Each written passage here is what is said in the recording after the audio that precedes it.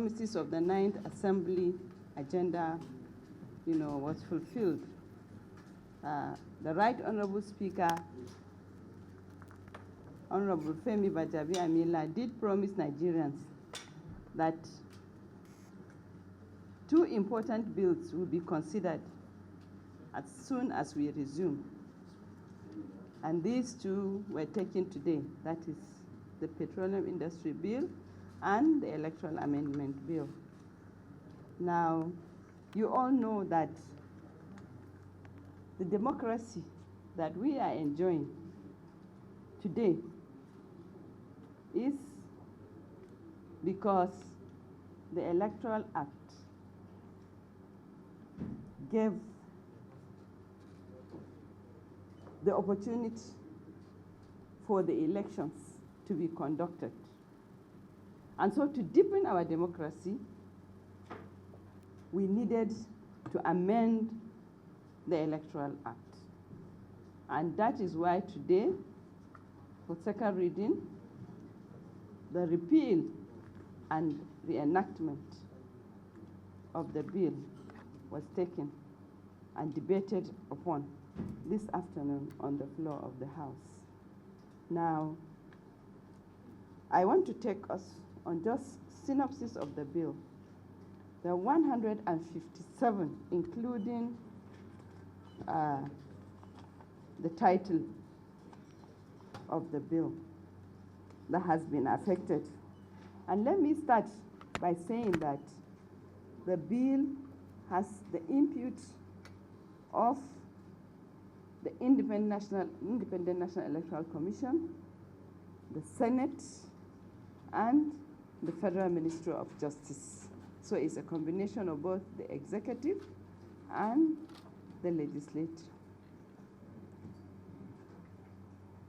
This bill seeks to repeal the Electoral Act number 6, as it is addressed 2010, and reenact the Independent National Electoral Commission Act 2020. And this bill is to regulate the federal, the state, and of course, the FCT area councils election, and for other related matters. Very important issues like the use of the card reader,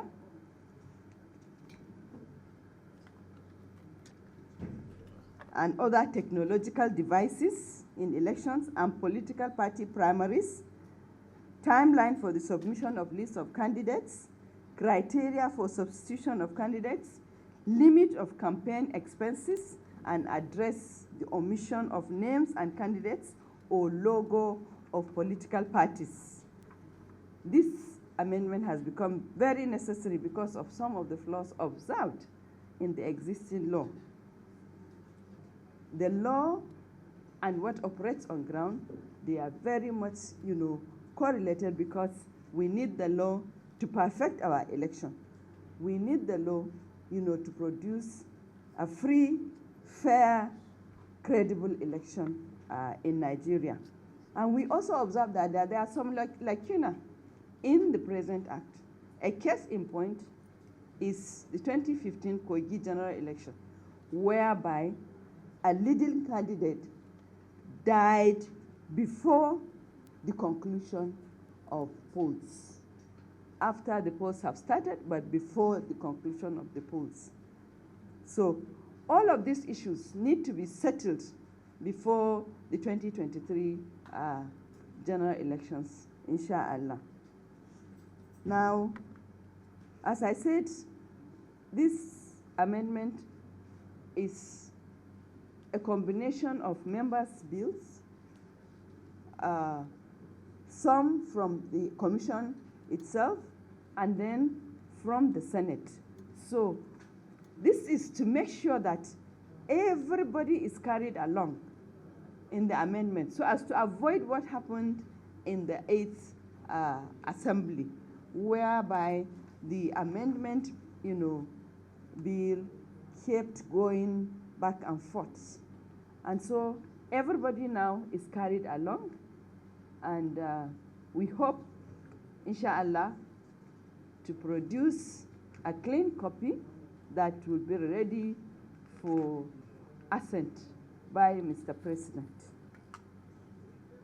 Free to say what they want. As I said, this amendment is a combination of Senate, House of Representatives, INEC, and the federal executive. So it is an opinion, for everybody, to say his or her mind. During the consideration of the report, now on the floor of the House, now it will be considered.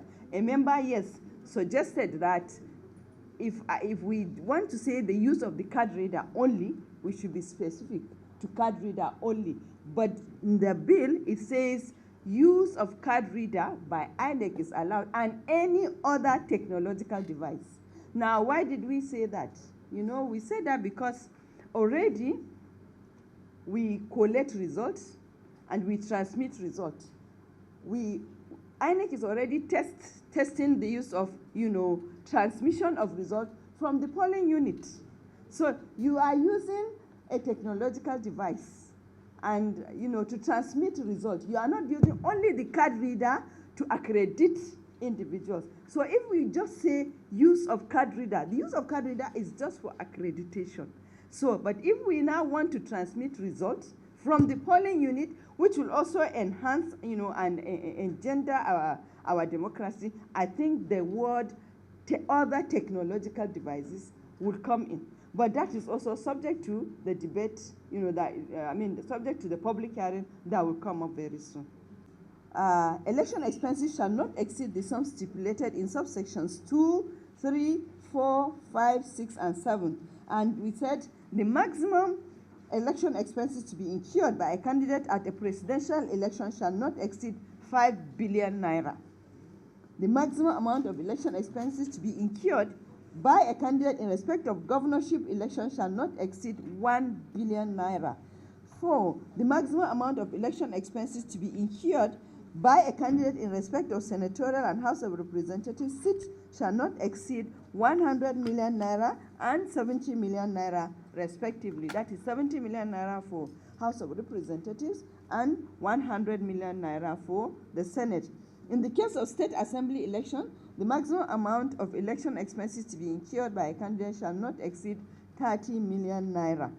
In the case of chairmanship election to an area council, which for Abuja, FCT, INEC conducts the election, so the maximum amount of election expenses to be incurred by a candidate shall not exceed 30 million naira. In the case of a councillorship, that is for the FCT, the maximum amount of election expenses to be incurred by a candidate shall not exceed 5 million naira. Those are the amounts.